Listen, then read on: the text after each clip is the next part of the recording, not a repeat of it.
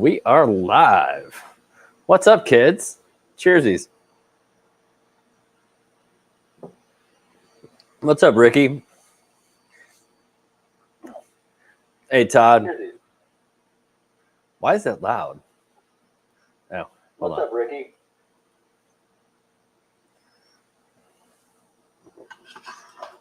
Sorry, I had this on YouTube as well. What I'm trying to figure out, and if anybody knows this, Jared, I don't know if you might know this or might know somebody that would. What I'm trying to figure out is if I started channel memberships on YouTube, but I'm using StreamYard for my lives, can I see their stuff that they do? Like if they do, you can do like custom emojis and stuff like that. Does that show up in StreamYard? If anybody knows. What's up, Daniel? So Jerry, look, I made a benchy with my new 3D printer. Woo! It's so pretty. It took me a minute, and it was all user error, but I got the thing running.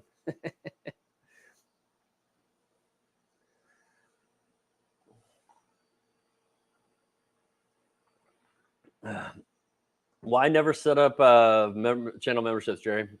Just out of curiosity. Also, I'm assuming you guys can hear me and all that good stuff.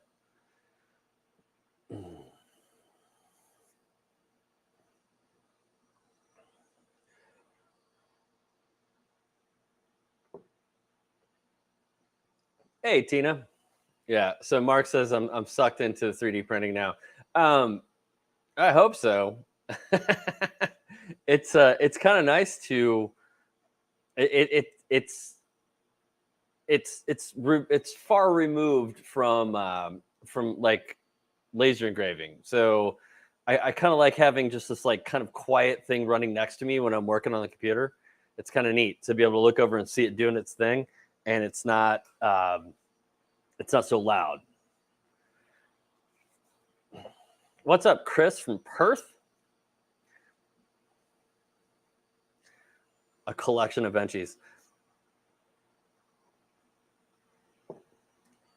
This is a good question, so we're gonna hit this. H2 Woodshop asked if this is my full-time job. Yes, this is my full-time job. I quit my day job 4 years ago, 2018. Let's see, the flood was in 2017, and it was I think it was the next year, so 2018. So I've been a full-time content creator for 4 years now.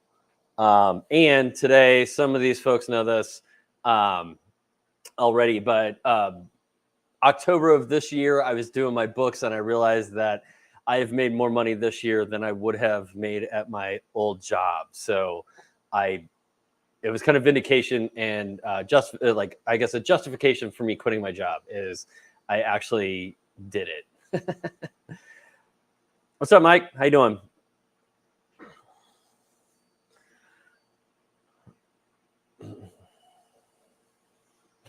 Mark, sorry, man. Sorry, brother. They sent me an M1, so now I got to play with that. Although I think it's just like, I mean, I know it's a laser cutter too, but I have enough laser cutters, so I think it's really going to be like an overly expensive Cricut. But we'll check it out. It's in the hallway. I need to build that booger, and then I don't have an F1 yet from Xtool because I don't think they're finished doing them. But you will see. I should be dropping some more information on that tomorrow. I think it's tomorrow. I think they asked me to do it tomorrow. They're supposed to be sending me some stuff to share on socials about the F1, which looks interesting. It's like a Galvo laser marker and blue diode laser. I don't quite understand how it works yet. Like you'll see more about it, but it looks kind of neat. Kathy, so she asked what's next for the 3D printer dragons. Probably skulls first. And Jerry, if you know the answer to this, I've downloaded 2 different files from Thingiverse that when I go to print them, like I level and I do everything and I get myself set up and I hit print, and it goes from 0 to 100% print, and the print head just goes from the center all the way to the left-hand side and stops. And I've had 2 different files do that, and I'm like, I don't exactly know what that means. What's up, Colin?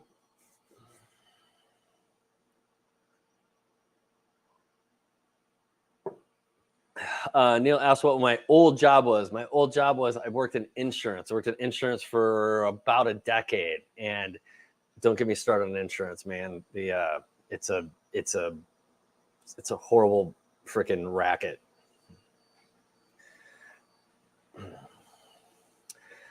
Jerry, I only have one monitor in front of me right now. I've got my other computer behind me, but I don't run. I'm in the shop, so I don't run 2 monitors out here. I used to run a 2 monitor setup upstairs, but then I bought an ultra wide, so I have like a 34-inch screen.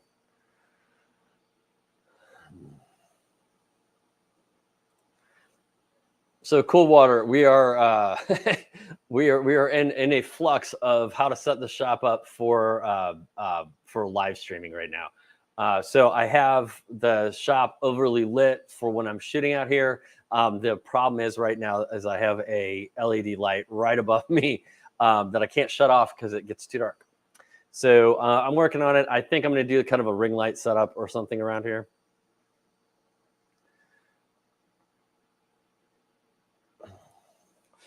Let's see. Brian says, have you covered your old job from sales? Or are you making YouTube money and so on? So content creators, most content creators, I guess I should say, you don't make it all from YouTube. You make it from affiliate sales. You make it from merch.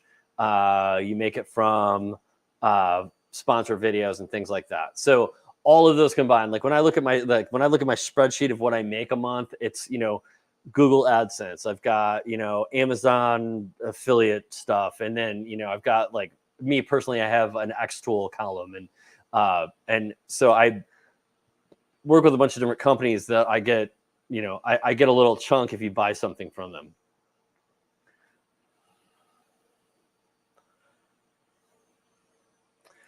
Mark, it is the Ender 3 S1 Plus, I believe. Their naming convention throws me off.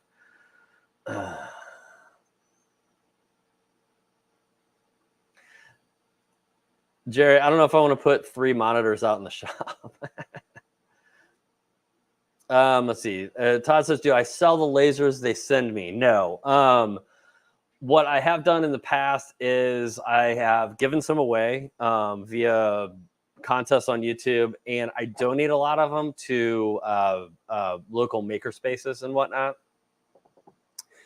They become difficult to pack back up and send to people, and I hate to send somebody something that I've dismantled because all the stuff is not in the right place, and it may be kind of difficult to put together.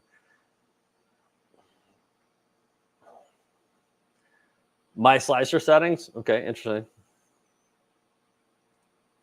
That's interesting too. Okay. And Mark says it's a G code. So I thought it was just the one file, but then I tried another one and it did the same thing. But it was like, okay, so I downloaded a I don't know, what do you call little cubes for the cubes that you print to make sure that your dimensions are correct. They've got an X, Y, and Z on them. I downloaded one of those and it printed fine. And then I downloaded a skull and it didn't. And then I downloaded a bench and it printed fine. So it's just kind of weird. So Sin asks, are you sending the files directly to the printer or on an SD card? So here's the weird thing. I have, and if you guys know the answer to this too, let me know. I have a USB-C cable that is plugged into the front of the printer, and I have it plugged. I have that USB-C plugged into my Mac Studio, and I can't find the printer. I've tried 2 different softwares. I tried downloading the drive or the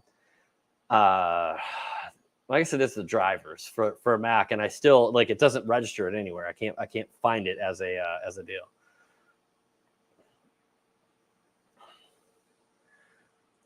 Colin, you got the same shirt. So this is I bought this one at Target, but I used to have the original from the concert, and I was bummed when it died.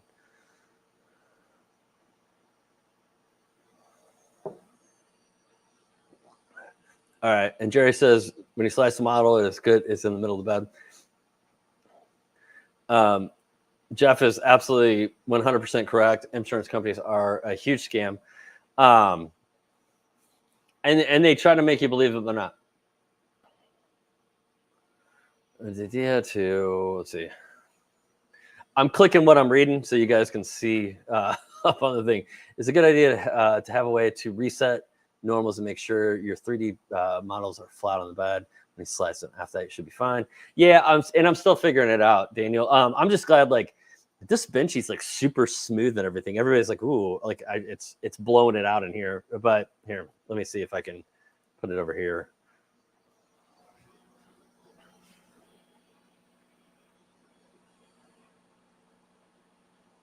Is that not popping up? Weird.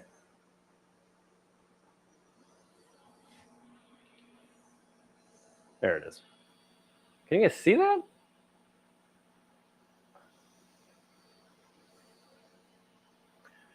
Is that just a super delay or what's going on? I take this off and add it back. So the funny thing is I have set the benchy over on the laser where that other camera is pointed. And I don't know why it's not showing up on here. Hold on.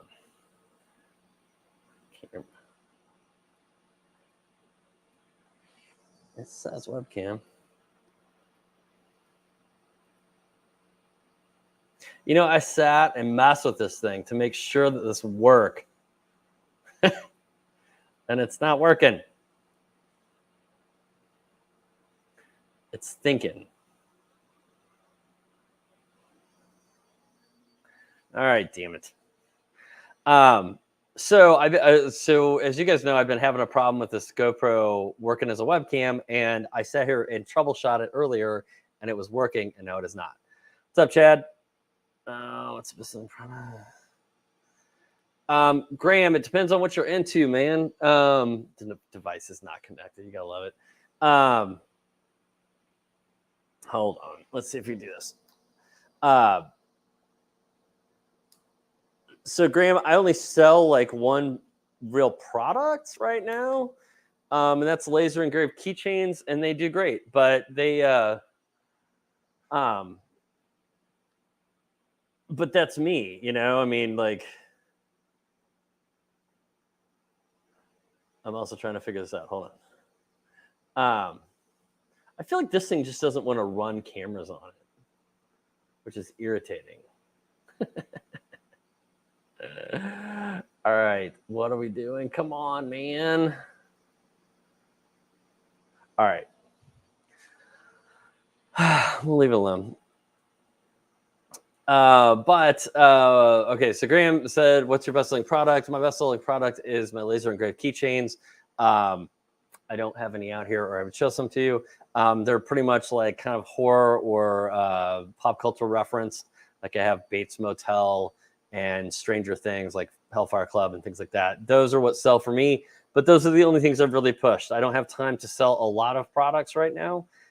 So I would say go with what you dig, find a niche and double down on that. Tumblers is always a really good way to go. There's a ton of people that sell tumblers out there, but as long as you get like your niche, like if you're a Jeep guy or you're into motorcycles, you're into whiskey or something like that, make that your niche and sell to your people.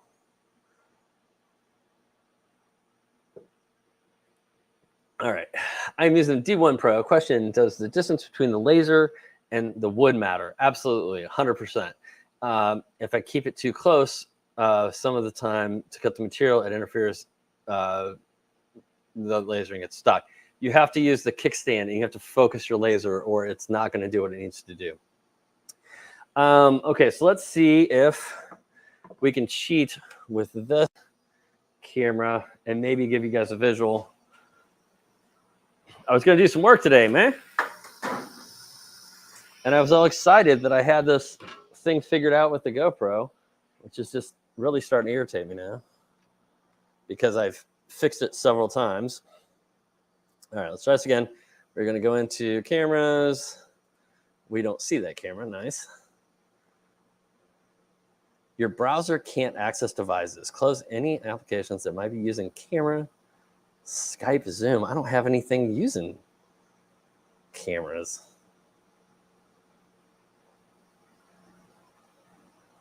Huh. All right, hold on. Let's see. Let me see something. Does that work?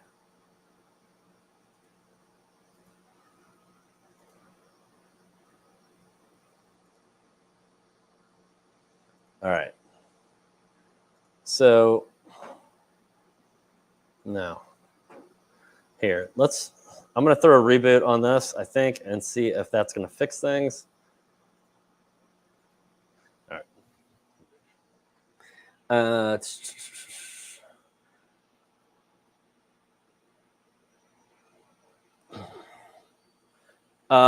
Philip says, so what's the best thing you've produced with your Monster UV machine? That is, I don't have a Monster. Are you talking about this guy? CO2, not UV. UV is the other head, or IR, I'm sorry, is the other head for the X tool. Let's see. Oh, so this is what I've been working on. I can't figure out how to work it, though. So I had this guy send me this file, and it's a bullet. Like, so here, let's give you the whole idea here. So it's a box that's shaped like a bullet, right? Like pew pew.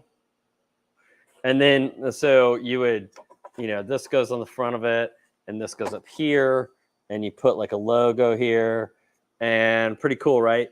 And then this is supposed to get a living hinge. The problem is the living hinge I can't get to fit.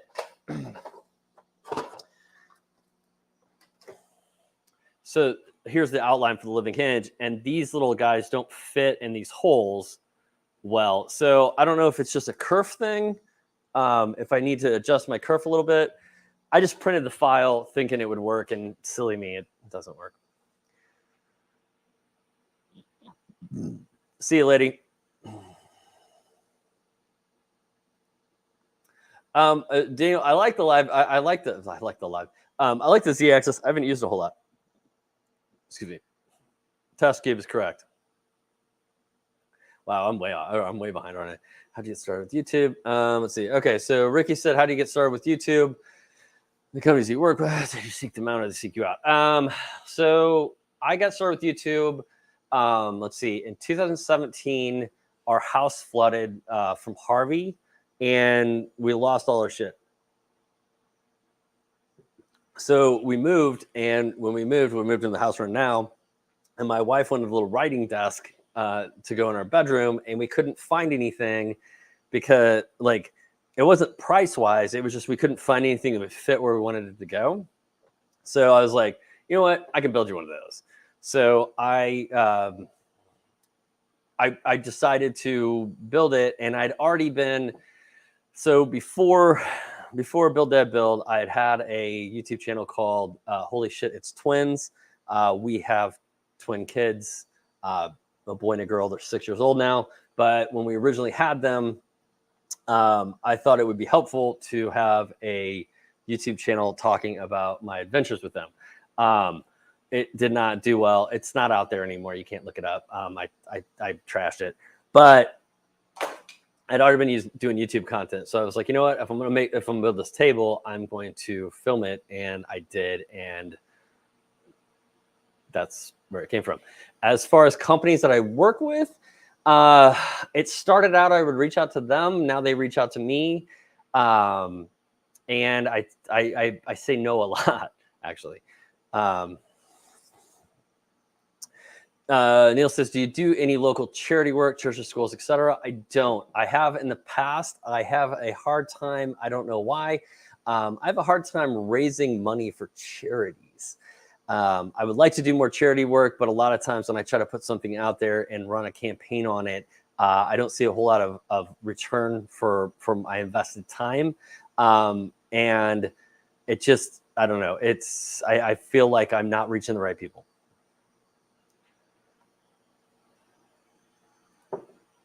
I love Chep. Do you write out your videos before filming? Okay, so Tim says, do I write out my videos before filming? Absolutely not. I probably should. They'd probably be a little, a little cleaner, a little neater. But my idea has always been, I would like you to feel like you're in the shop with me, and we're like kind of BSing, and I'm building something, or I'm showing you how to build something. I feel like if I write a script ahead of time, it sounds too rehearsed, and it doesn't sound like real. All right, hold on. I got to check I'm checking my other cameras here.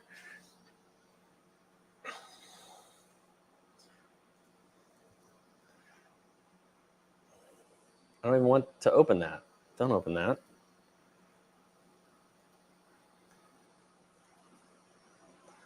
Okay, so where are we? Streamer. See if we can pull up our camera. What other questions we got? The one Mac. Mickey D's. I wouldn't say it sucks. It just it has a very particular purpose, and I don't have anything to do with that. So what he's talking about is D1 has an IR unit that they came out with, and they made a big deal about it. And the thing is, it will mark metal, and it does a good job of marking metal. It's just super slow. So it's kind of, like I said, my thing is, if you already have the X tool and you want to do, like, if you want to mark metal, like jewelry, like small pieces and things like that, buy the head. I would not buy the 2-in-1 or like a whole unit just for that function. But if you want additional function, do that. Okay, so not that one. Okay, you mute. Audio. Camera. Haha. Okay. All right. Well, it's not my GoPro, but we'll get it in here. And why are you not? Shit. That's the wrong one. I'm sorry. Okay, let's see. I'm currently a burnt out health Medicare. Well, yeah, Tina, I can't imagine. I had to deal with Medicare on not a daily basis, but like a weekly basis, and it sucked.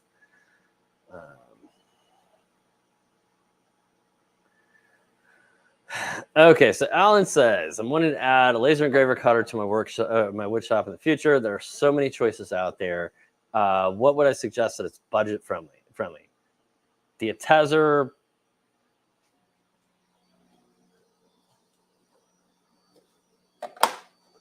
The Atezzer P20 Plus. It's a very affordable machine. It's a very capable machine. It's a little bit more powerful than the X-Tool D1 20-watt Pro.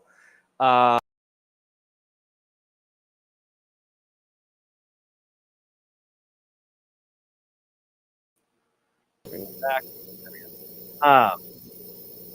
And it is it's much more budget friendly. Alan, I would go with that, and then if you want to move on from there, I will look. I mean, eventually you're going to look at a CO2, but they're going to be more expensive. Thank you, Tim. What's up, John? Fire Will says GoPros as webcams have a lot of issues due to the terrible drivers. I agree. Alan, I absolutely do. It is right there. Do I still have the X-Tool D1 Pro? I do. I still use it. I mean, it's probably I have enough people that want content with this that it's probably not going away anytime soon. I do have to say, I do kind of like the Atezzer a little bit more. From Quebec. Hey, Anna. What software are you using with my 3D printer? I'm using Cura, I believe. And I would say learning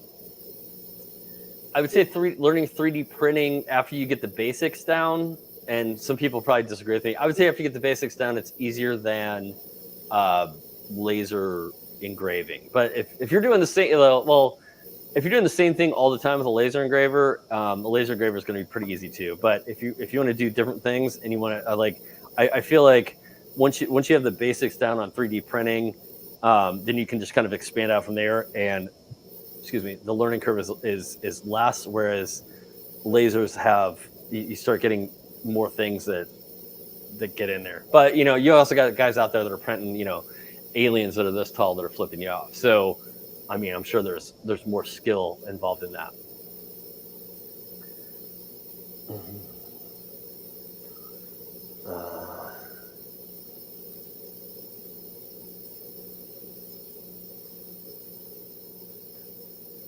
When testing, have someone drop it to test. Oh, I gotcha. Yeah, Jared, I just thought I thought I had it worked out. Take it easy, Daniel. I thought I had it worked out, and then I didn't have it worked out, and you know how it goes. All right, I got a thing I'm going to do over here. So give me 1 second.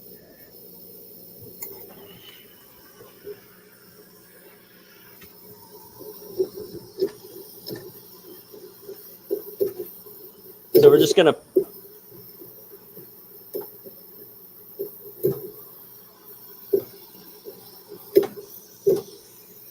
Is that?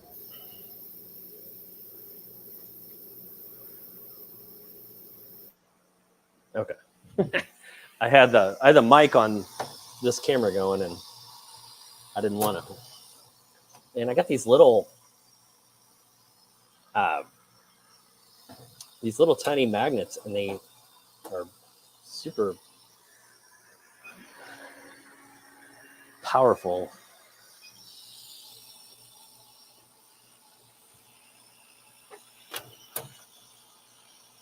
Also, always set your laser before you set your magnets. All right, so how well can you guys see that? This is going to be all right. Okay, I think I have this guy ready to run. Let me see. Mark, I didn't have time to do my nails today. And Ricky, I can't help that, man. It's StreamYard does that.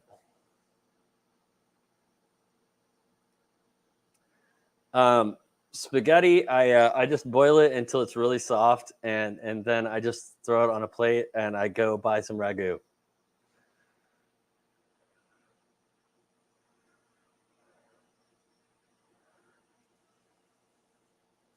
So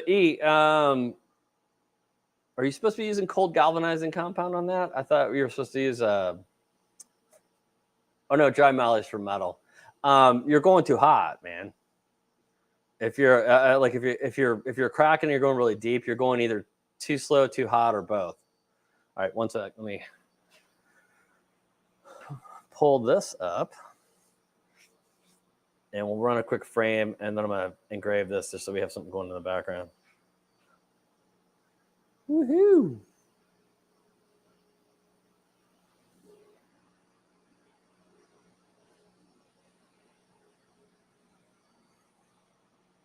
And I think I already have this guy set up. So what I was going to do today is I was going to cut those bullet boxes, but I cut one and it's I couldn't get it to go together right. So no, so I decided we're going to do this project instead. That is right on the edge of that, isn't it? Yeah, if you're going that deep, man, you're going too hot. Jerry, it is. It's in the works, man. I can't get anybody to send me one that doesn't want to like try to gouge me on. Like basically, they want me to pay for half it or something like that. So it's just gonna take a little bit, and then we will be because I want to get like a 100-watt MOPA. So it's in the works.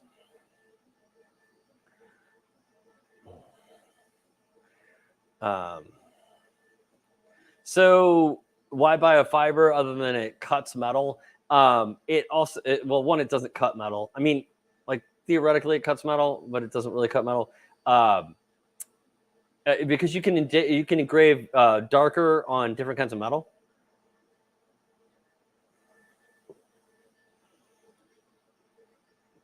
And then let's see. Kickup says for glasswork, wouldn't you just go to CO2? If you have a CO2, absolutely, because CO2 just engraves. CO2s can engrave on clear, so diodes can't engrave on clear without some sort of transfer agent, some sort of marking spray. CO2s can just engrave on clear. So it literally, let's see. So this, I don't know if this is going to help you out, but this right here was done with a diode. And then let me go grab a glass real quick. Hold on. And turn the fan on because my exhaust is going crazy.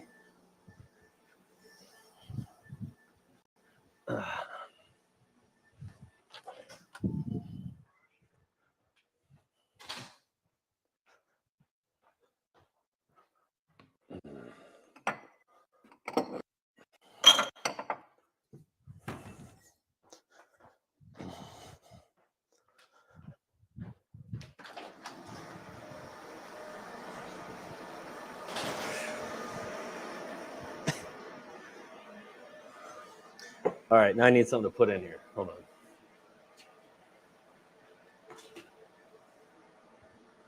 So when you etch on glass with the CO2, I don't know if you're gonna be able to see that. Great. You get a wider look, and you can feel it feels a little bit more like an etch, and you get better detail. I know you can't see it on my shitty webcam, but you get better detail.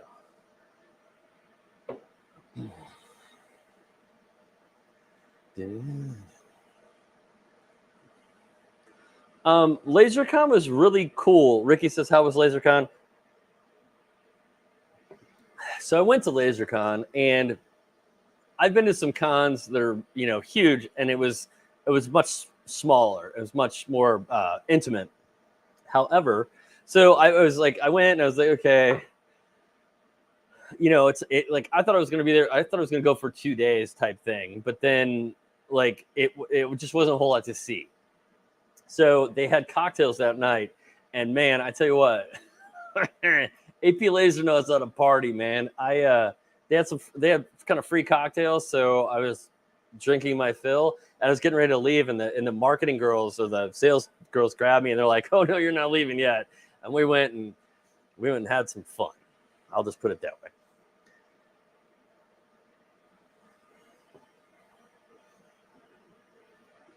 Okay, Kick. So when you say platform, are you talking about software to create logos? Because I would say, well, I'll give you my two answers. One, I use Adobe Illustrator to do logos and stuff like that. That's just because I'm familiar with it. If you're not really familiar with a vector-based software like that, Lightburn can do, I would say, like 90% of that stuff for you. So if you learn Lightburn, you would just need to work in one software.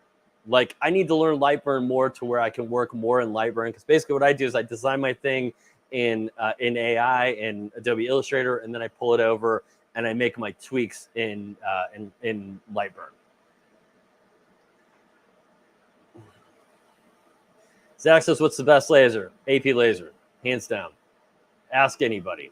Their customer service is top notch. This whole thing's made out of steel. I was talking to some other people there, and one of them, like, they broke their tube, their CO2 tube, and they send people out to fix that for you. So they're more expensive, but they're made in the USA. Their customer service is top notch, and I have had the only issues I've had with this thing have been user error.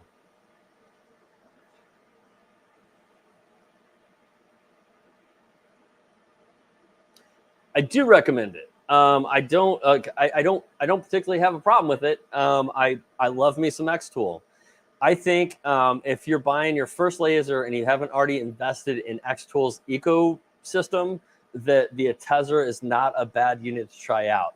So the thing is, a Tesla came out with. Let me see what they're running that for right now.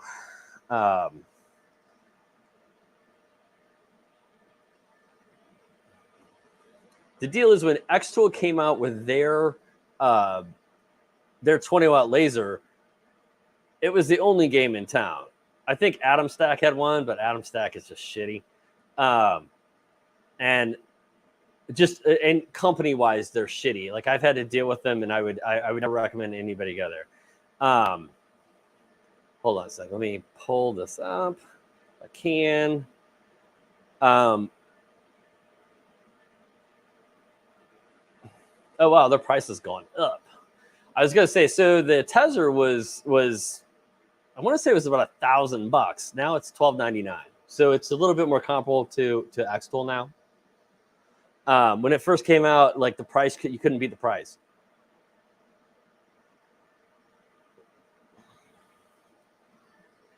Kick, he's saying that because Maker's Cuisine is a chef, and he was at my house, and he was telling me how I make spaghetti wrong.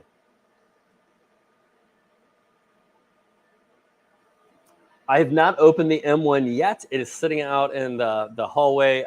If I don't need you guys to say condolences. I appreciate it, but I'm only telling this kind of so you know what's going on.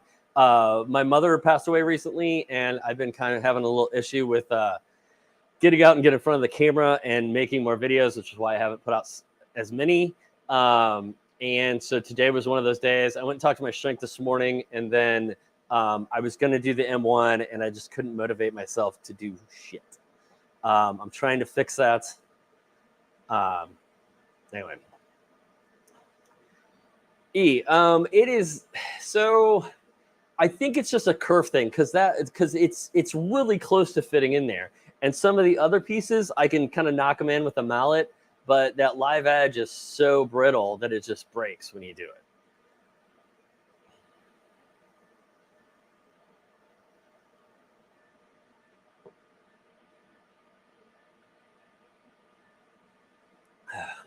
Alan, yeah, yeah, absolutely. Let me hold on. I got a banner here someplace. Wait, let's see this one. Let's not do both of them. That's just obnoxious. You can email me at. Get me out of here.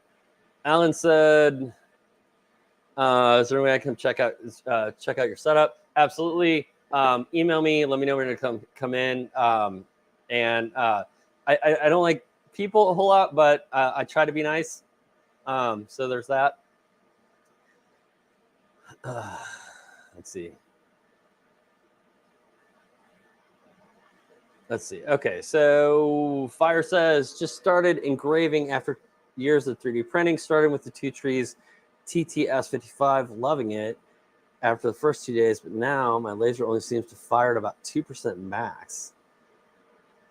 I don't know, brother. I would contact Two Trees about that. Their customer service is pretty solid. That's odd, and that's a solid unit, man. I've tested that one out, and it's a good it's a good machine. So that's a little odd to me. Check your optics. A lot of times what people don't realize is they're accumulating like dirt or soot on their lens, and they just don't realize it, and they continue to burn, and they continue to build stuff up, and a lot of times you can crack your lens actually if you do that. So so there's that. You may have gotten out of focus. There's some things to check into. Let's see. Have I done projects with multiple layers, like three or more yet?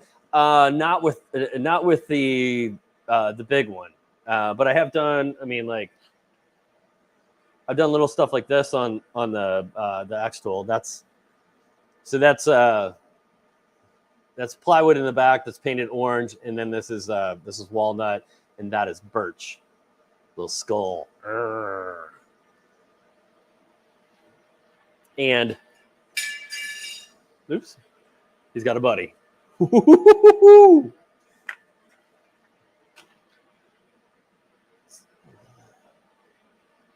Something is. Sorry. Let's see. That comment was for engraving metal. Oh, I gotcha. No. I definitely am going to buy one. I want one really bad. What rotary do I suggest? So Chad says, what rotary do I suggest? The RA2 Pro by Xtool. Hands down, the best rotary for a diode laser. And it's supposed to be compatible with all other diodes. Check with Xtool. If obviously if you don't have an Xtool, check with Xtool first. Or if you don't, if you get no love from them, if you get no joy, if they don't respond to you, then check with me. And I can reach out, but just make sure that it's compatible first, but it should be.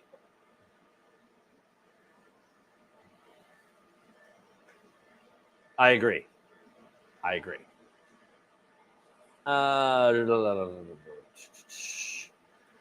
What is the least expensive CO2?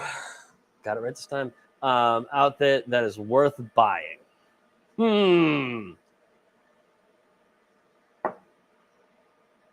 It depends.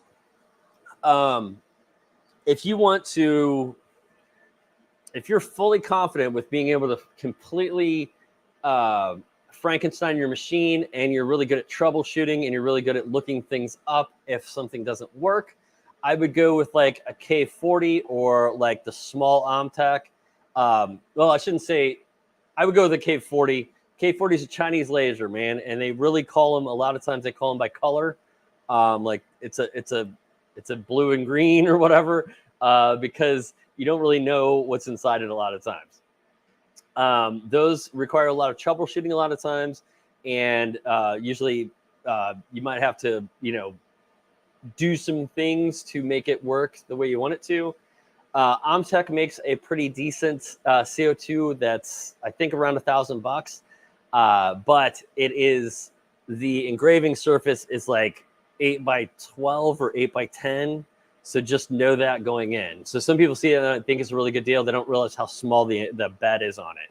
Like right now behind me, that's a 4 foot by, well, it's a 2 foot by 40 inch bed. Your Xtool is like 16 inches by 16 inches, I think. 17.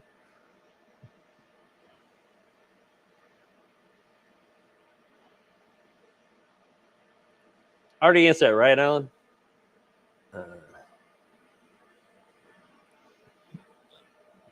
Excuse me. Monoport is a good. Monoport's a good unit.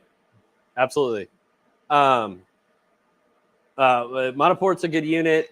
40 watt CO2. The only thing you're gonna do with that, I mean, not do with that. I have a 45 watt CO2 upstairs, and that's what I do all of my my keychains with. So I'm not saying it's a bad unit. What you're gonna do is you're gonna realize that 40 watts is great. You know what's better than 40 watts? 100 watts.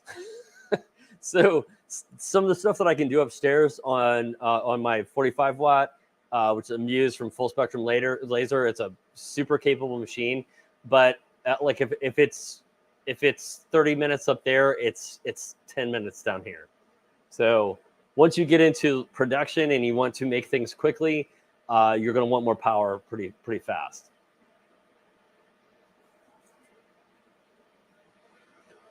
I had a whole question about Amsec. So here's the deal. Amsec, I have much more problems with the company than their actual units. I shouldn't say that. I've had problems with their units too. But there are 3 companies out there that claim that they are AtomStack. And I've dealt with all 3 of them, and they all are kind of shady. So I don't like that. And if you think that Xtool's customer service is bad, you should. Did I say Omtech? AtomStack.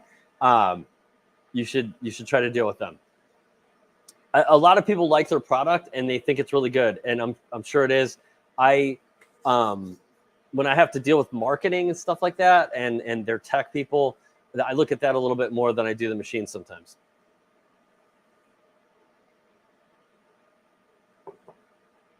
Thanks, Ami. Let's see. Where do I get my skull images? So check out. Let me throw this up there. It is designed bundles.net. We don't want to scroll that though. Can we just put that in there? Boop. Check out designbundles.net. I get some from there. I mean, some of them I just, where am I? I just lost where I was. Oops. Designbundles.net. So they have kind of like a little subscription thing where, well, I say subscription, you sign up and then you like drop them $20 and then they take that out and then they take another 20. But they have some pretty decent stuff. Other than that, I mean, Google searches a lot of times. And I will take some images and I'll take them and then I do like a trace image in Adobe Illustrator and make it into a file that I can manipulate, if that makes sense.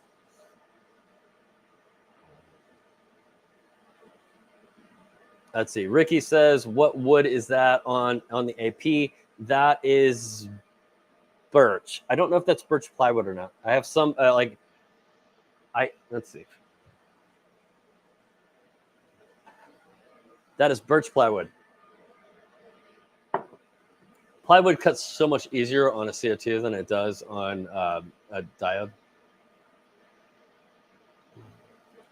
Take it easy, Philip. So, Jacob, no.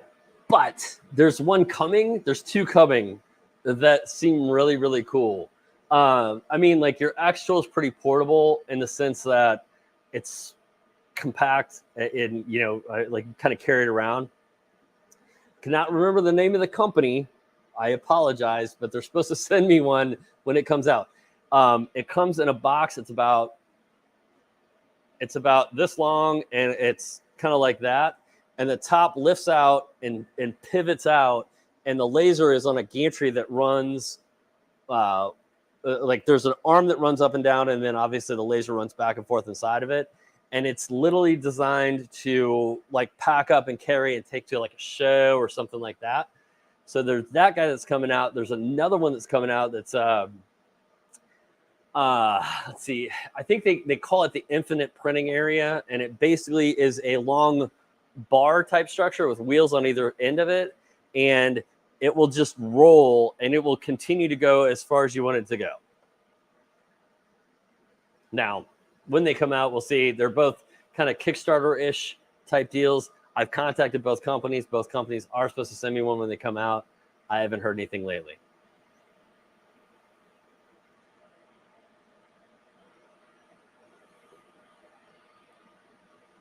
What are your thoughts on the CO2?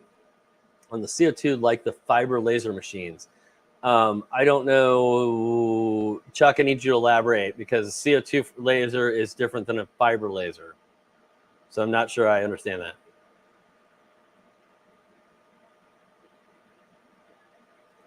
Oh, Ricky, I don't doubt it. So the funny thing is, I'm at LaserCon and I'm talking to the employees that work there, and I'm like, give me something good. Like what can I do that's like shock and awe to make a video on? And they're like, you can cut through like 1/2 inch material. And I'm like, I've cut almost 1 inch thick on the X-Tool. Like, you got to give me something better than that. That's not flying. All right, so let's just check this out. Hold on.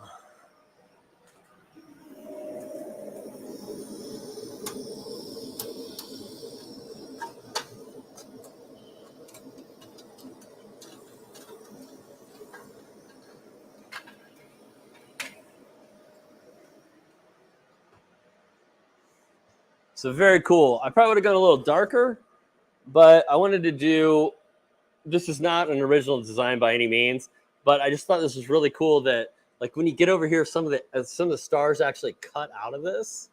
Look at that.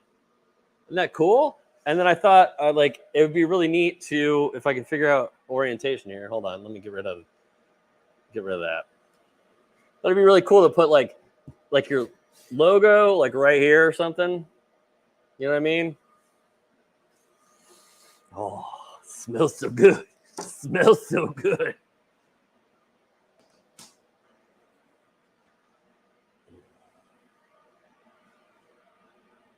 same style. Let's see. Chuck, the same style of machine, but CO2 instead of fiber. What is that? Same style of machine, but CO2 instead of fiber. Okay, so I'm still confused, Chuck. This is a CO2. Fibers normally look more like they have kind of a head and they like nothing moves on it. It's usually kind of a galvo type situation where it's got a lens and it shoots down. If you're talking about the X Tool one, that's an IR laser, so it's an infrared laser, and it goes on instead of the diode laser head.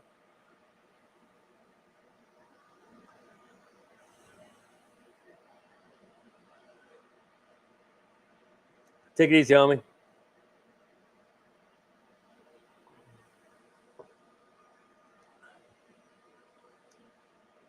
All right, so let's let me do something here. So, oh, Chuck, are you talking about the F1, the new X Tool one, the F1? Let me see if I can find a picture of it real quick. Hold on.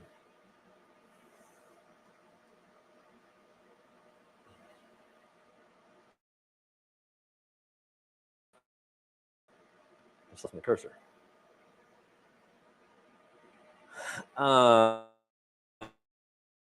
Let's see. So,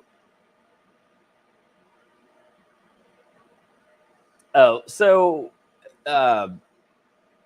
right. So let's go back to Chuck's original question. So he said, "What are your thoughts on CO2 like fiber laser machines?"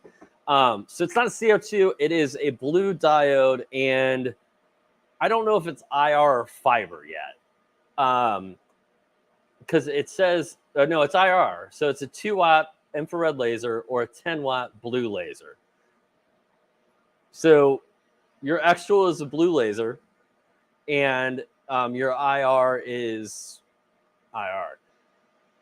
They have said, or they've told me at least, that it's galvo, which galvo means that it's like the head is stationary, but it it shoots out like in a thing, like in an area. So what that means is two things. One, well, if it's galvo, it should be faster than the IR head that goes on the D1. Let's turn this off on it.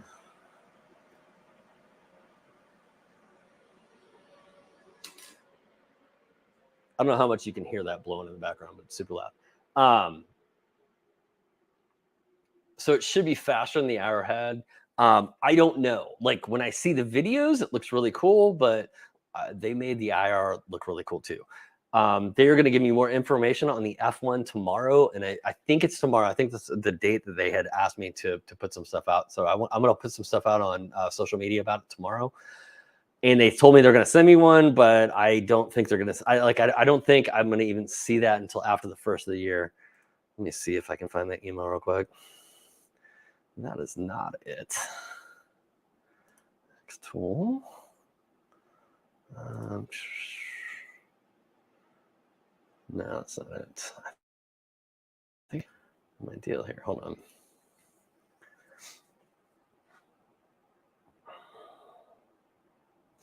Where is Lily? There she is. All right. She said, for a promotion of the F1, I will send you the promotional picture / video by November 10th. There's going to, if you guys are thinking about buying anything X Tool, there is going to be a Black Friday sale that's going to start on November 14th and go to the 30th, just FYI. I will try to get a promo code in there, but sometimes my promo codes don't work with their deals, and usually their deals are a little bit better than my promo code. Let's see. What? So she cut me off. So I don't have any more information on the F1 other than like they've told me it's a galvo. It looks like a galvo. Let's see. What kind of bricks are you doing, Ricky? You want to do a brick? You can do a brick right now.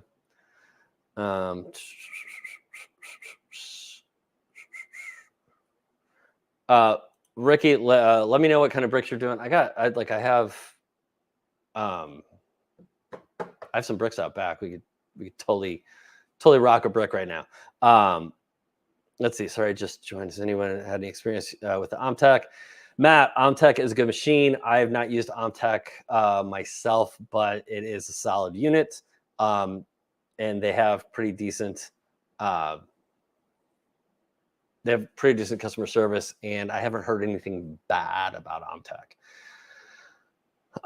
Let's see. John says, does a brilliant spray work with a diode laser? Yes. You kind of want to be more high powered, John. So you want to be like 10, 20 watt. Like, I don't know if it works with a 5 watt. Enduramark hasn't run enough tests to like, if you look at their website, it says this doesn't work with a diode laser. I've run plenty of tests saying it does, but so Ryan, they're like the CEO, he would never put that on his website until he's run all the tests and he's satisfied. So just FYI. Hey, Pops, what's up, man? Ricky, let me go grab a brick. Enduramark is out of stock. Really? So normally, hold on. Sorry. Just our website real quick. Are you talking about their metal marking? Let's see.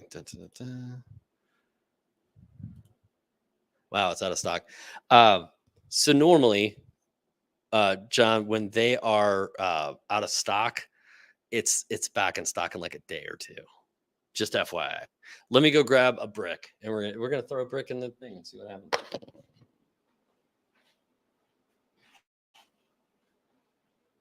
I feel like I don't have any entertainment for you, but it's let's say it's a whiskey break. Somebody say hello to people if they come in. Thank you.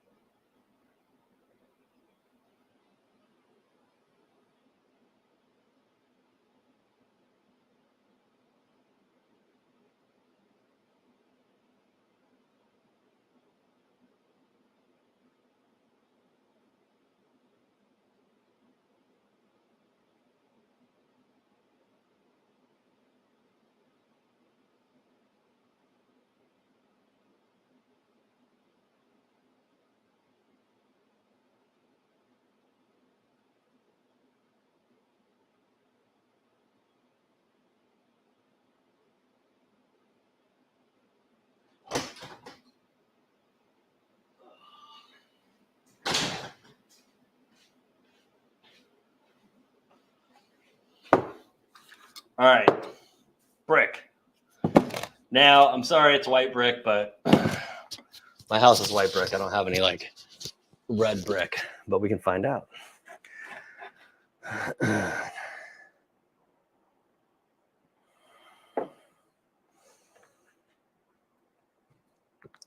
So, John, it's difficult to mark stainless with a diode anyway. I always say either use dry moly, which if you use dry moly, make sure in a well-ventilated area because that is zinc in it. You don't want to breathe that stuff. Or use Enduramark. Now, also, if you have a John, if you have a paint sprayer, like a air compressor, airbrush type situation, there's another thing that you can buy. There's another product you can buy from them, the laser marking paste that you can mix up and spray. And it goes a lot further than the cans do. All right, we're firing the laser up again. We're going to access a little bit because we're going to let that reset. Probably don't need magnets for the brick. this guy in here. Z going down. Oop. Going down.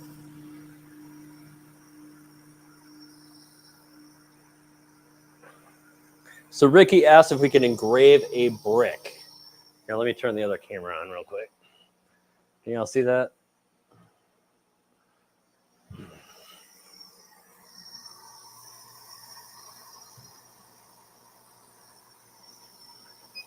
So right now what I'm doing is I'm just going to adjust the Z-axis. We'll focus on it. And then we'll decide, oh, that's way too far down.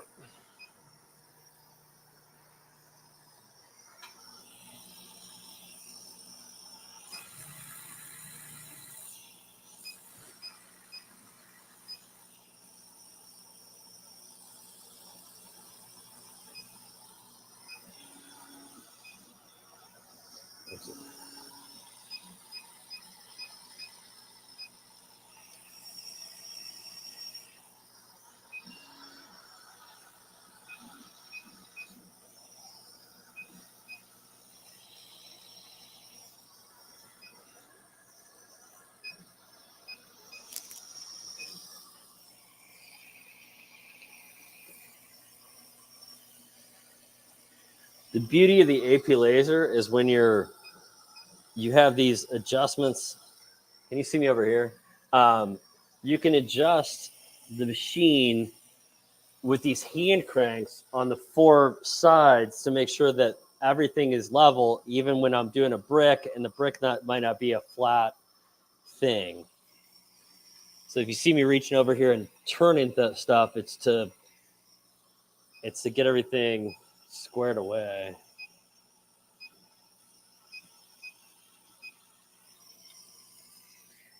All right. Goes over here so you can see. All right. And let's measure that real quick while I'm in here. I just had a tape measure. All right.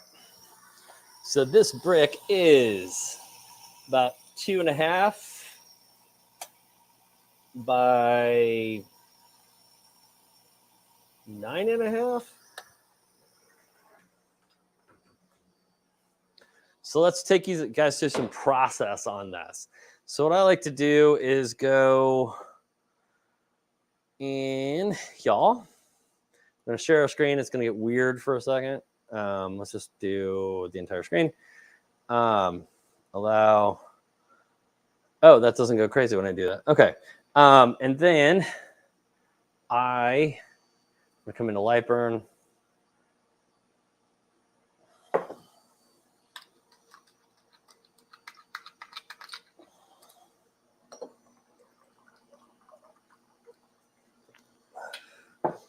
And what I like to do is draw out a shape. So this is my brick, right?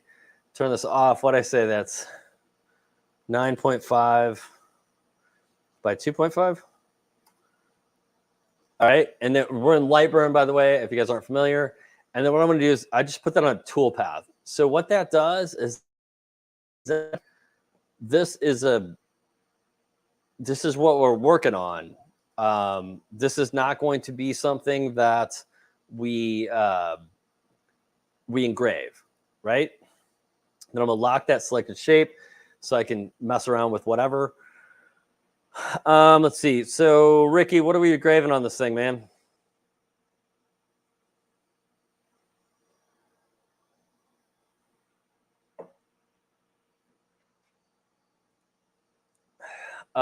Ricky, while we're waiting for you, can you send a file to Laser from CorelDRAW or AI, or do you need Lightburn? You're going to need some. You don't necessarily need Lightburn, but you're going to need something that's going to translate it into your Laser. Lightburn is kind of the hobbyist industry standard, or I would say industry standard, really, but like with Xtool has their own proprietary software that you can bring a CorelDRAW image or an AI image into and manipulate it from there.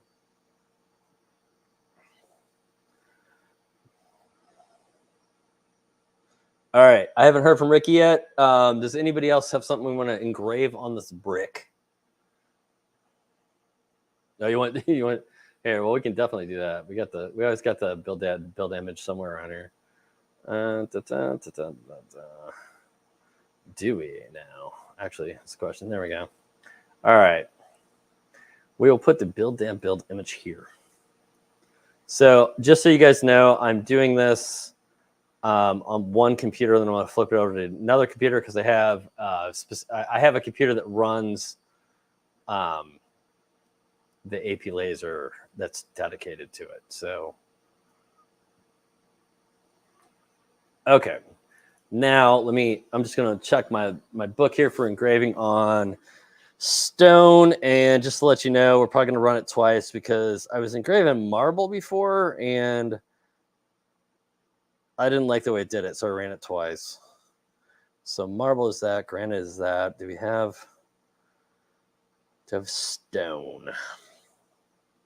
I have marble, I have laser flux, I don't even know what that is, and I have granite, glass. Okay, so we'll run granite. Well, granite and marble are the same. So I mean I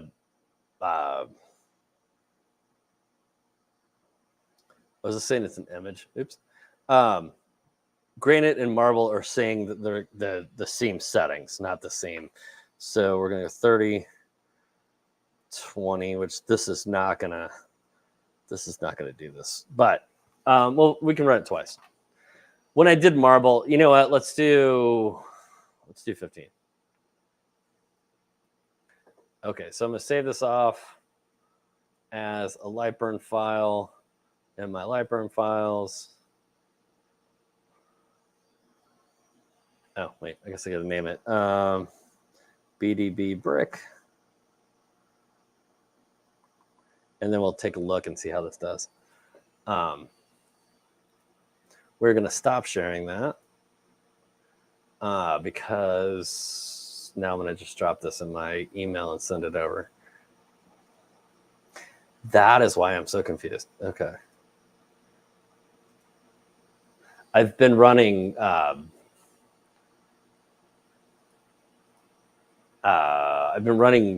Chrome on one machine and Firefox on the other, like inadvertently. All right, where are my Lightburn designs? Lightburn files. All right, BD brick. Gonna throw that in there. Hopefully.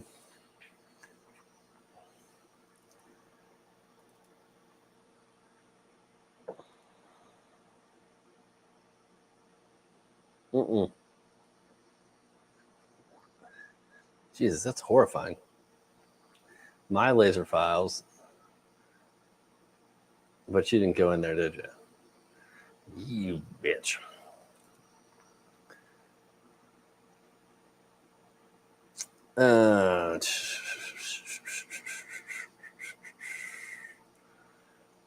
Mark says, what do I sell the most of? And I will say this again. I sell the most. What I sell the most of is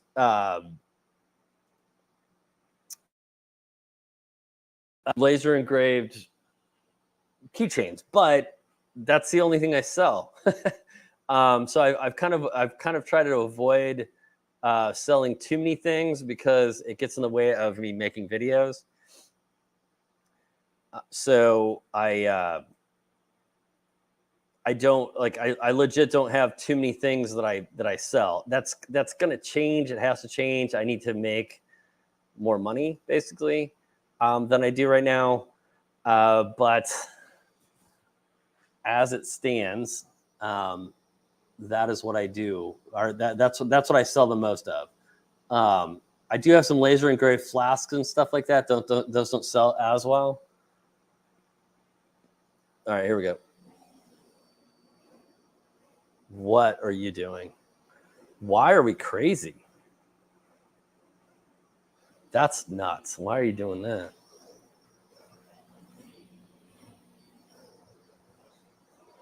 All right, hold please. That should not be doing that at all. Stop. Go back to where you were. Okay. Let's come in here.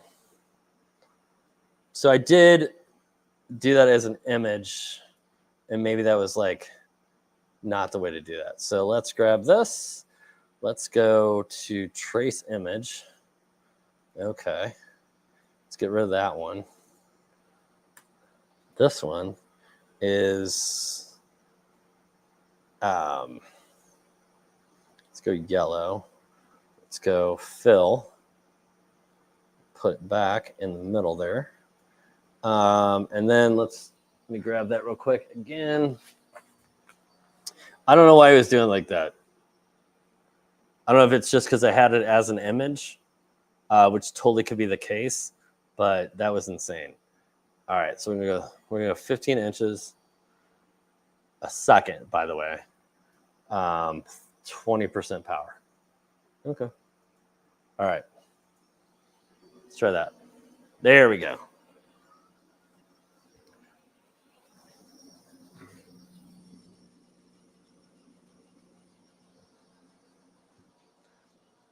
So you guys can't see that, but that's not doing squat on that brick. So we're gonna we're not laser cutting yet a brick.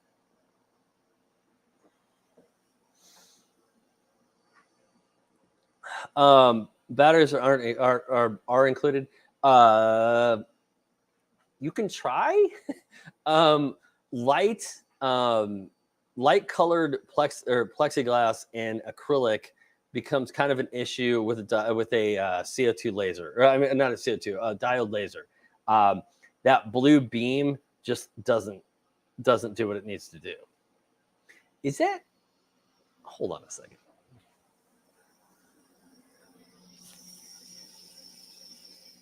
That's got to be a reflection or something. It looks like it's firing through the brick and the thing. So Ricky, just FYI, on those settings, that's not doing anything. I can't see that image at all. I know it's super bright in there. Thanks for the last video, tumblers. Clean solution to your image.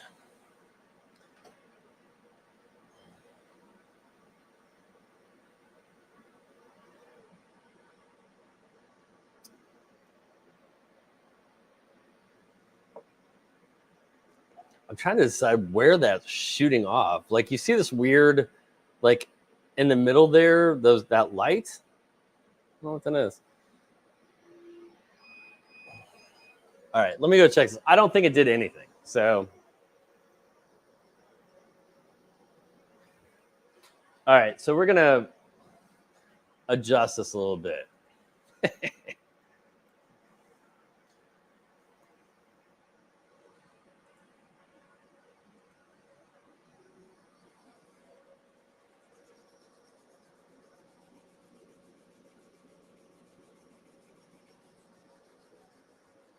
Wow, that's still not doing anything. All right, stop that. We're going like drastic measures here just to see.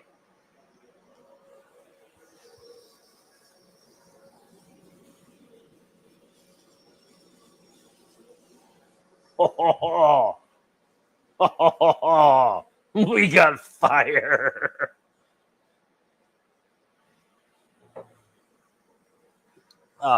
I'm seeing a little spot from looking directly at that, to tell you the truth.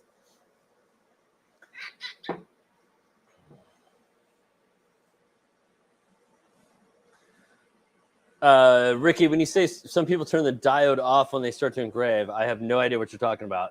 Like with a diode laser? Are you talking about just the red indicator deal? I don't turn it on like it doesn't show up when you're doing it anyway. Pops, that is a clay brick. Pops says, is that a clay brick? And yeah, it absolutely is.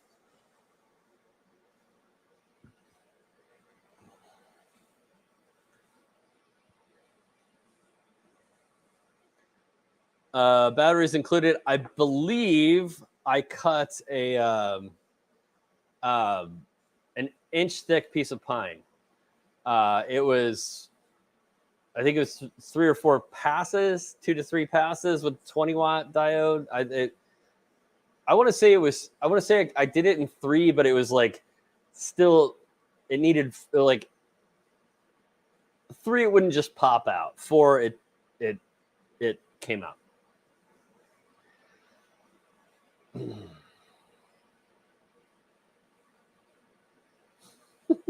The camera can't even read the live there. Let me go look at this again real quick.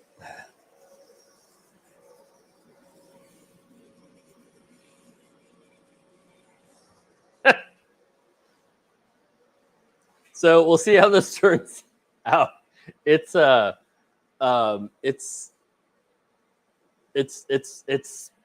engraving.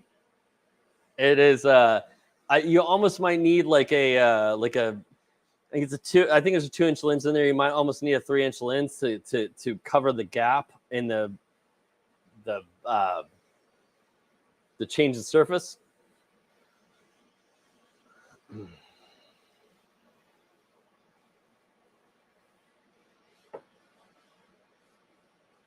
John, people talk about this totally awesome spray at Dollar Tree.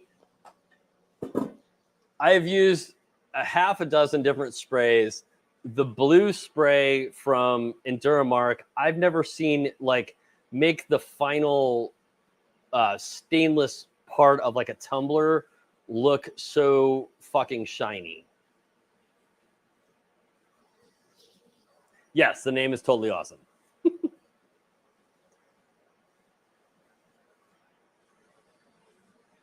We'll look at this again.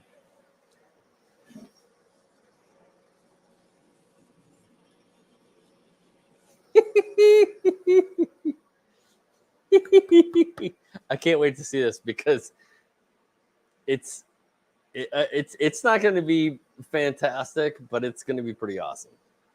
It's not going to be like perfect. Like the image isn't going to be perfect, but it's going to look pretty cool because it's not brick. I might just run it again.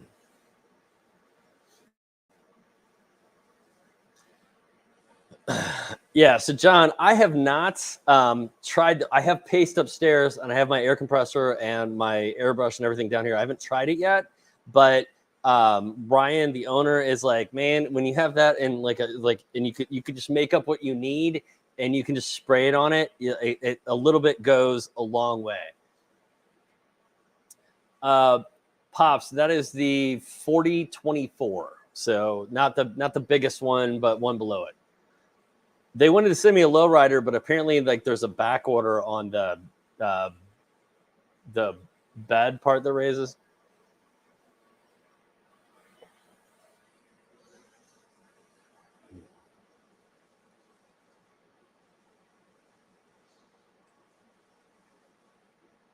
Is Jerry still in here? Jerry, you still here? Dog, you don't have to be. Okay, well, so while that's going, guys, so a couple of things. One, I'm gonna do I'm gonna have to go log into this, aren't I?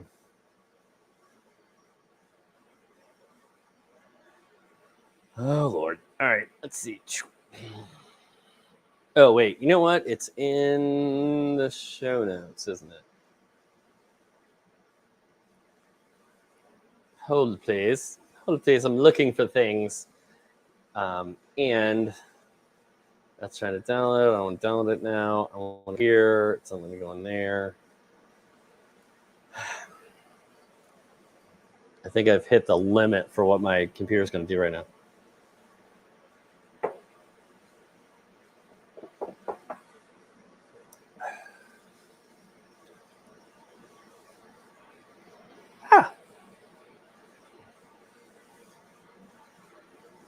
Totally awesome. Build that build channel. I should do that. You're right. Not analytics, dude. I don't want that one.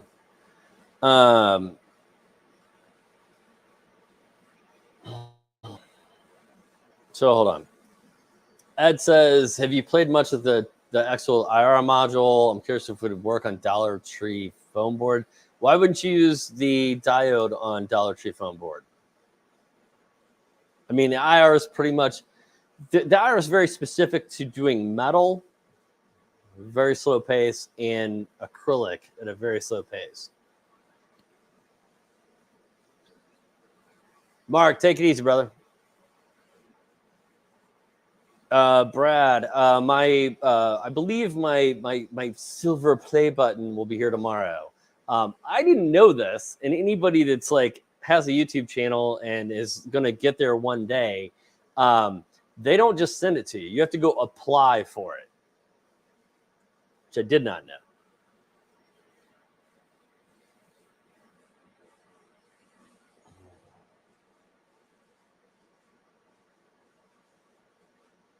Oh shit! I'm sorry, batteries. I missed you. How do you get companies to send you stuff for review? So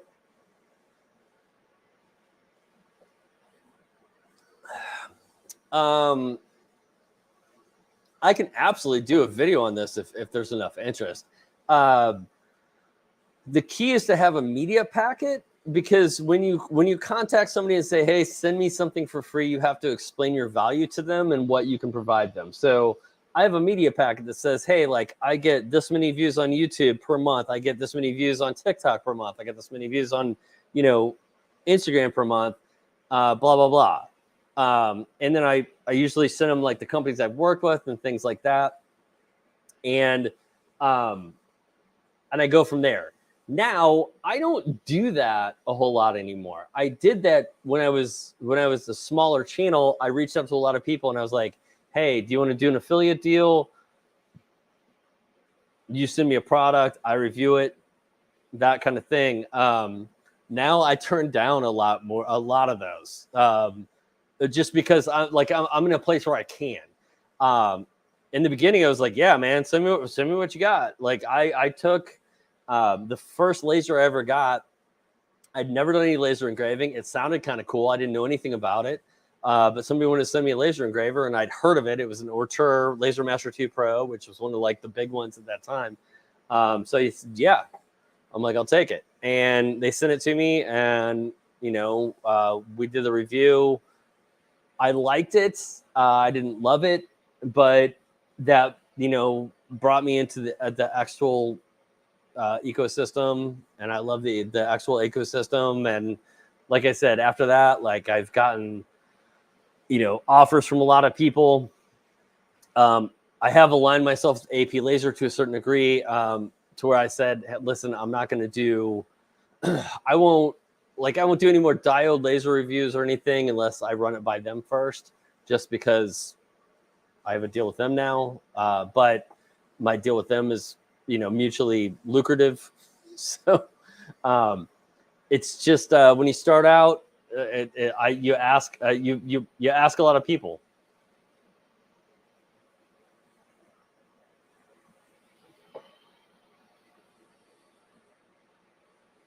Not a trade secret. I would totally make a video on like how much money I make on YouTube, but every one of those that I watch, I'm almost positive that people are lying to you. And I don't want to be the one to call all of those people out.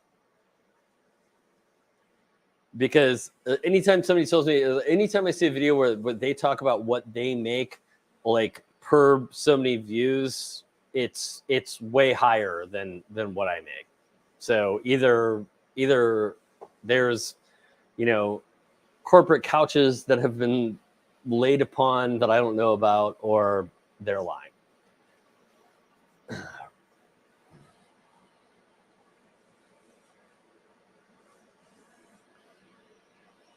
So Ed, we'll have to see, man. I don't know a whole lot about the F1 yet, but the F1's probably not going to cut anything. Thanks, Jen. Generator, where have you been?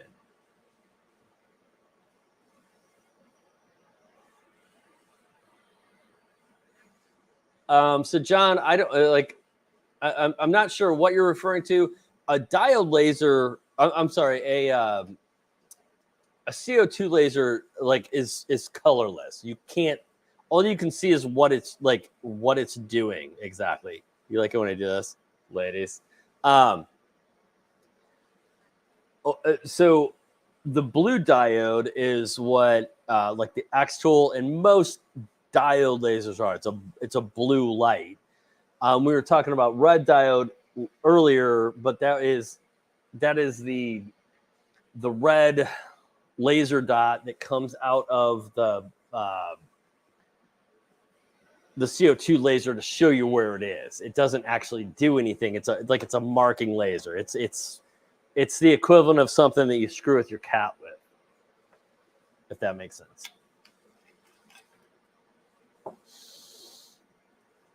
So Brad, let me hold on.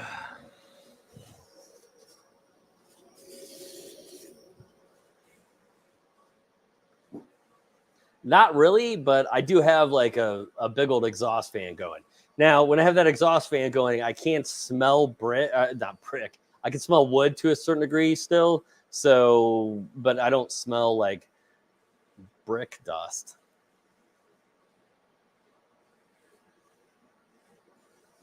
Jen, come on. You got to feed that beast, man.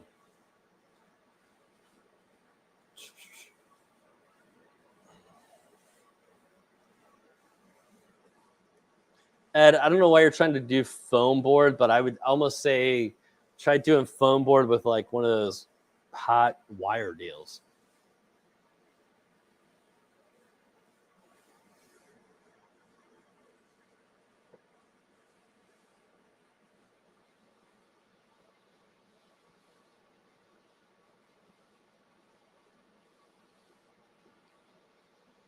Oh, I'm sorry. Okay, so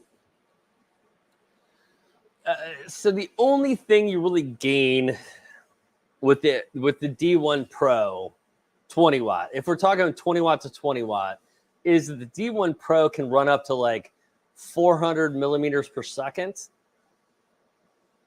I've yet to see like a great argument for why that's like, so when diode lasers got to a point where they could run up to 10,000 millimeters per minute, and everybody's like, ooh, that's so much higher. At no point in time did I ever see anybody like engraving at that speed. The highest speed I was seeing was like 5,000. So it was like, oh, you could go to 10,000, but what are you doing at 10,000? So I mean, a smart move. I would have bought like buy the 20 watt module. Yeah, don't go buy a whole new thing.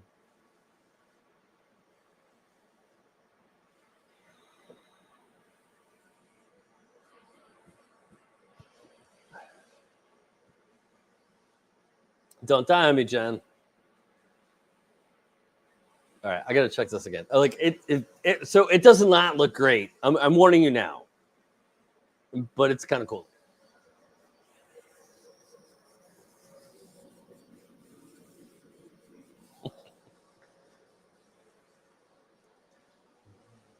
Again, I would say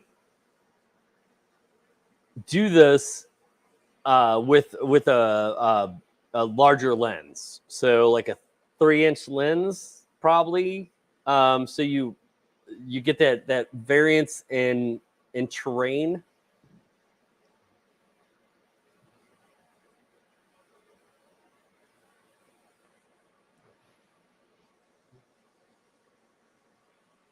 Astro's kind of yes and no. He's close. Well, yeah, close enough. I'm not going to argue with you, brother. But yeah, so like the biggest thing that you need to be careful with, so diodes, you can see the beam. And so if you can see the beam, you need to be wearing some sort of protective, eyewear. Diode lasers, I'm sorry, CO2 lasers get a little scary because if for some reason you have the top open, like if you figured out how to use a magnet to like bypass the safety feature, there's no visible light that you can see. It runs in a spectrum outside of what your eye perceives. So you can be staring directly at something that's harming your eyes and you don't know it.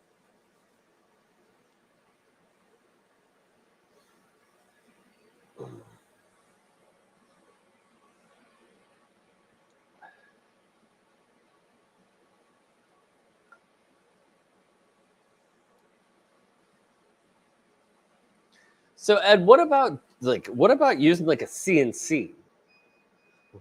Ooh, are we ready? Are you ready?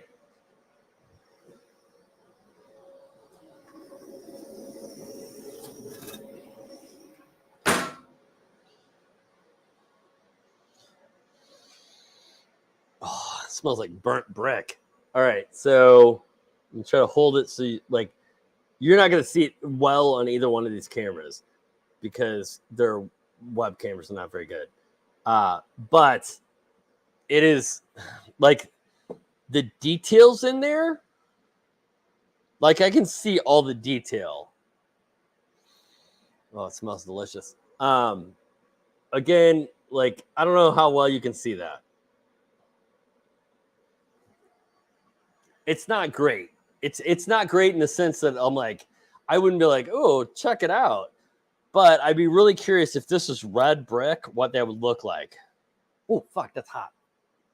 Demonetized right there. Woohoo! That is hot. I did not realize how hot that is. Anyway, so that's brick, but like check this out. Hold on.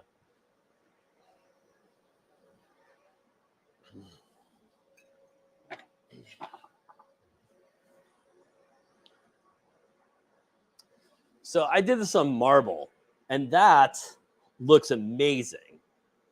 So I was expecting a little bit more of this, but again, it's on white brick. If y'all want to send me some red brick.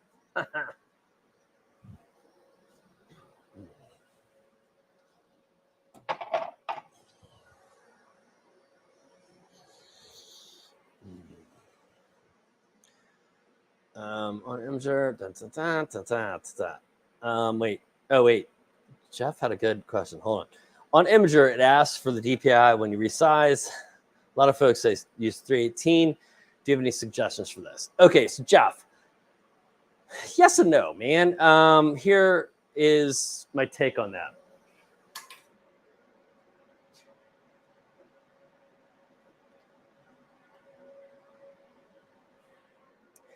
DPI is dots per inch. The standard for and somebody like if you know the answer to this, prove me wrong, like or explain it to me. The industry standard has always been for photographs is 300 DPI is fine. So if you're doing a web image, you're usually looking at like 72 DPI, but 300 DPI is like was always kind of the norm for like editing a picture for consumption. When I say consumption, not on the internet, but like if you were going to actually print a print from it. My understanding is the reason that 318 comes up is because people have determined that certain lasers perform at better DPIs or different DPIs. I guess I should say, because the DPI, the suggested DPI for the AP behind me is like 254. 318, I've seen 318, I've seen 310, I've seen 308, and people swear by those numbers. I don't know if there's that big of a difference between 300 and 318. I can't see the difference when people like really are on their horse about no, not 300, 318. I can't see the difference. I'm not saying it's not there. People are much smarter than me, but I can't see it. It's kind of one of those things where eventually your camera has more megapixels than you're ever going to be able to calculate in your brain. So if your camera is 14 megapixel versus 24 megapixel, how much of that does your brain register differently?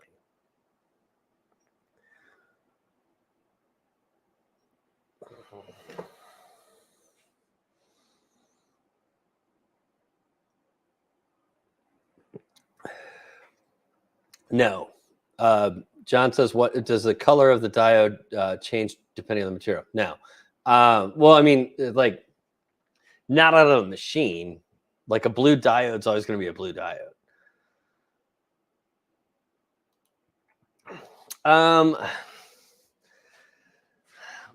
I just set that brick down. Where'd it go?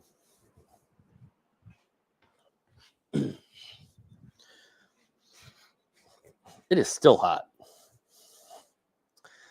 I mean, like, I don't know, like,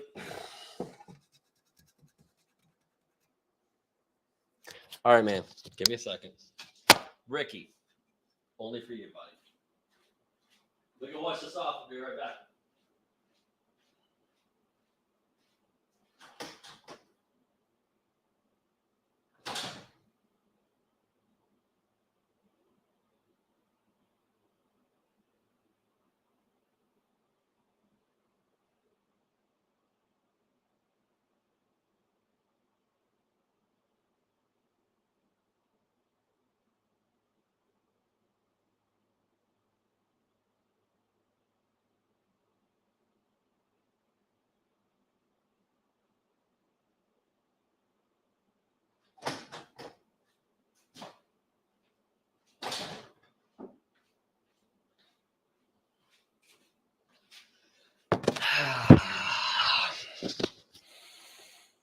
Ricky.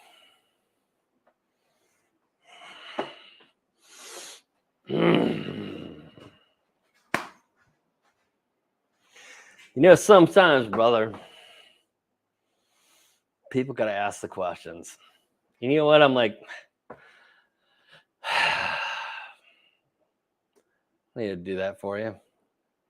Like, I showed you the result, and sometimes I'm fucking wrong. Look at that. Woo! That is amazing. The white on there was the brick dust. That looks fucking nuts. Look at that shit. Look, I could look at that. Oh, Ricky. Thank you, sir. Thank you for suggesting the thing that I wouldn't have done. Because that looks fucking dope. I'm not supposed to say that. Well, I told you not to say dope anymore. CNC foam. Ed, man, see, all I hear is complaints, sir. I'm trying to help you out.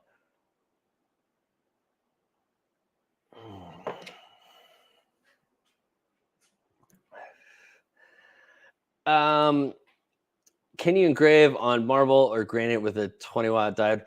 Yeah, you can. I don't know where my rock went. When I first got the 10-watt from X-Tool, they sent me a rock with it, and I engraved on it. It doesn't look great, but you can.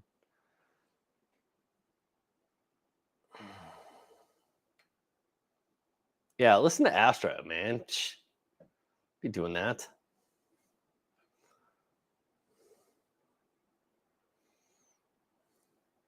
Pops, come on, man.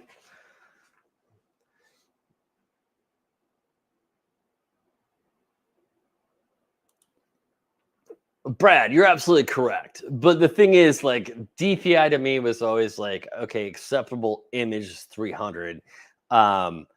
What that, like, and like I said, people that are smarter than me, like, have tested this and like, oh, 318 is the sweet spot.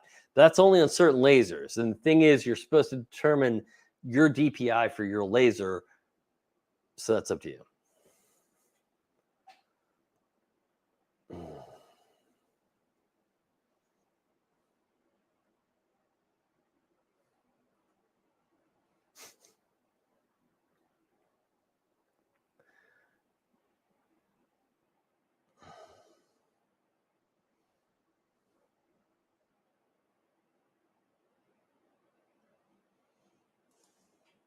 I knew I was gonna get it.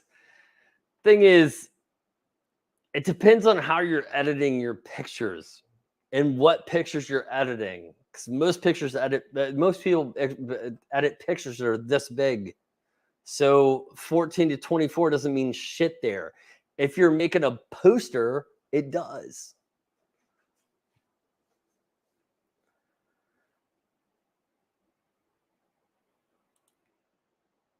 That is an AP laser. That is the SN4024, sir.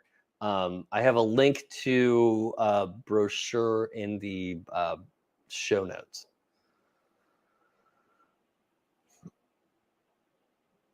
Ed, I'm just giving you shit.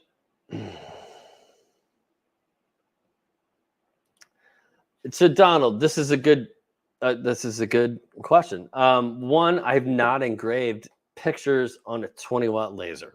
I just haven't. But it is very subjective on what people think is like the best settings. I like my engraves.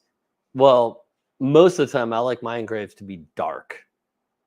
So that involves one kind of setting. Some people like them like much lighter, and that's a different setting. Thing is, you got to come up with what you think is good, or what you think your customer is going to think is good. So it's just kind of a loaded question. Now, so Don, I'll follow that up with my images not coming out clearly. A couple of things. One, Imager. So imag-r.com. Go check out their YouTube channel because they've been explaining how to edit pictures better. So things you need to know, or things you need to look for when you're editing like a photograph. You want a very large, very high definition image. Okay, because the smaller it is, the more pixelated it gets around the edges, and your laser sees that pixelation as lines. The second thing, and Imager does a great thing on this, is they over sharpen the crap out of a picture to the extent where it does not look good as a picture when they do it. But when they engrave it, it looks good because you get all the good like contrast and stuff that you're looking for. So that is something to like look into, is like look into Imager, look into the size of your picture and stuff. Like if somebody's sending you a picture off of Facebook, you're never going to get that to look good.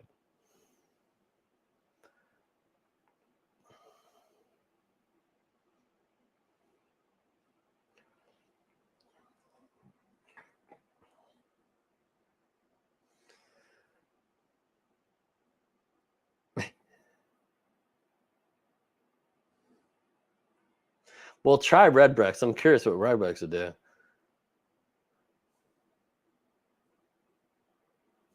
Ricky, I'm glad you asked me to clean it up, because I was like, God damn it, I'll do it because he asked. But dude, that looks fucking awesome. I'm into it. I like it. Astro, it's just you.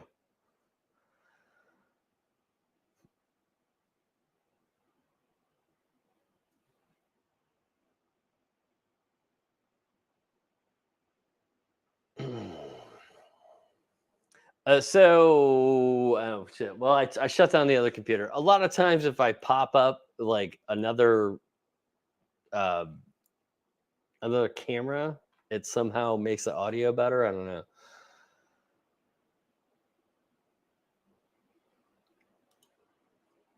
CC is absolutely correct.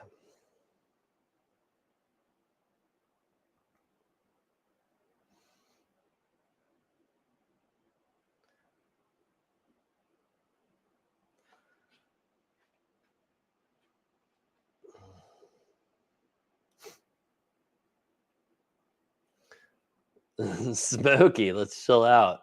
Let's chill out, man. Like we're all good here. We're all good here. You know, the Navy might have to show up to rescue your ass. Whatever.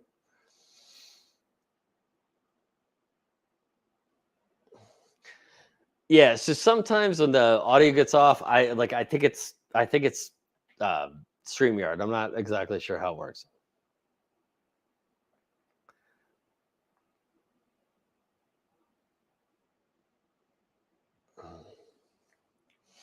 So John, I think you're seeing the reaction of the laser.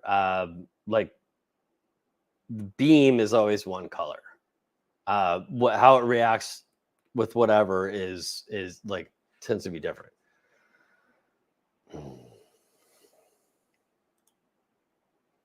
I'm just kidding. So I I washed out of the Navy on a medical discharge, but my uncle uh, was Navy in Vietnam, and he was attached to a Marine Corps battalion. So like he'll tell you he's a Marine.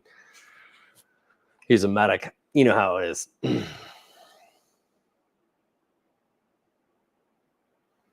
Thank you, Smokey. Appreciate it, sir. Um, so guys, like I will field questions for a couple more minutes, but I'm about to get out of here. It's late enough that my watch won't light up anymore.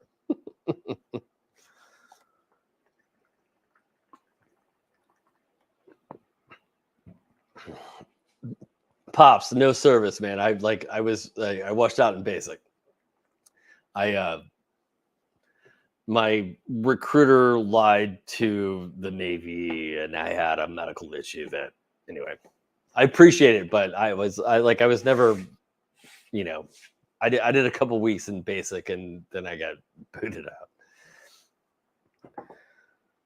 out. Absolutely, Ricky. So, guys, the thing is, if you guys have something, they're like Ricky. I really appreciate you for doing this, and thank you, John. Um, if you guys want to see something that this machine can do, let me know. Like, I want to see, I want to see if we can. I don't want to break it, but I want to see, I want to see what it can do. I want to take it through its steps. Todd, I do. It's the Ender 3S1 Plus, but I love it. Did I should Where did I put my benchy? I lost my benchy. No. Oh, it's over here. Shit, I don't know where my benchy is. Oh no. I had to find my benchy for my video. But I made a benchy and everything. So Smokey says, do I make my own art or do I use a program? Like kind of a combination of both. I try to make my own art, but I take inspiration from other things and then I manipulate it and make it my own. Smokey, no problem. Astro, yeah, I have no idea what I'm doing, but I also lost my benchy. Did it fall? It didn't fall in the laser, did it? Oh, here it is. Aha. Benchy. I'm very proud of my benchy after I messed up. So I say this a lot with lasers, that a lot of problems that you have with lasers or user error. I I was I was stuck with that 3D printer for a long time. And then I realized that I was doing something wrong. And I don't even know how to explain what I was doing wrong to you guys, but it was 100%. The reason it wasn't working the way it should have worked is because of what I was doing. And I was so mad when I found that out. Let's see. How to make text into round to fit around a circle. LA hobby guy, Louisiana hobby guy has like videos on this, show you how to do this. But I'm pretty sure you can just put a circle into Lightburn. You can type your text, and then you somehow you click on that and add to path, and it should make it the circle. It should make it circular.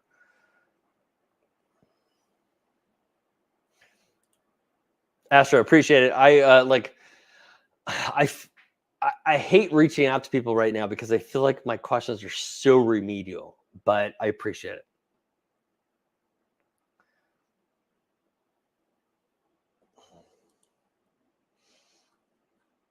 All right, guys. So I'm gonna get out of here. I appreciate it. If you guys have any questions, my emails out like at the bottom of the screen. Uh, Absolutely send them to me. If you guys have any 3D printing uh, deals, like any suggestions or like things you want to do, send those to me as well. My Discord. Oh wow, we were trying to do that earlier, weren't we? Uh, Give me a sec.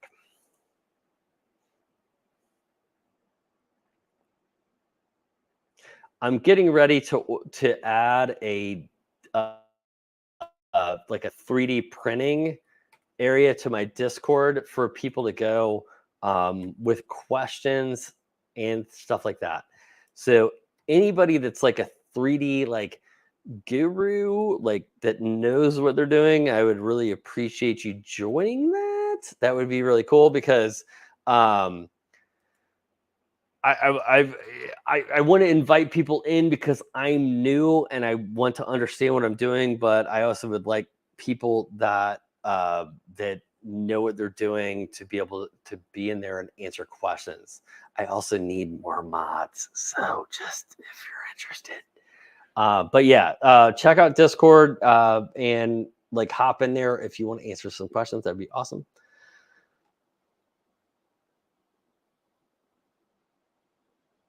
Donald, I am talking about. He said, "Can you do that in Creative Space, Axel Creative Space?" I don't think so. You can do it in Lightburn, or like if you want to pick up Inkscape is a cheap or is a free video video editing software, vector based editing program that you can do it in there and then import it into Creative Space. If you don't want to, I would suggest buying Lightburn at $60. It's a one-time deal and it is leaps and bounds better than Excel Creative Space.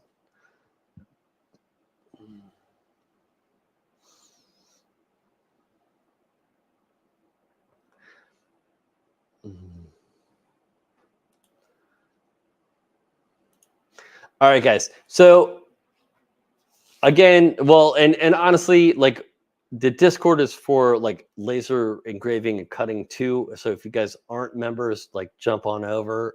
We would love to have you say hey and like jump in. But I really want to start like a 3D printing area too, so we can like share ideas and information there too. So there is that. And now I'm leaving because Scott just got here. Just kidding. Scott, I'm out. Well, I need to find a way to quit my job so I can make it. And yeah, yes, Scott, quit your job. All right, brothers and sisters. I don't know if there's any more sisters here, but I appreciate you guys hanging out, and I will talk to you later.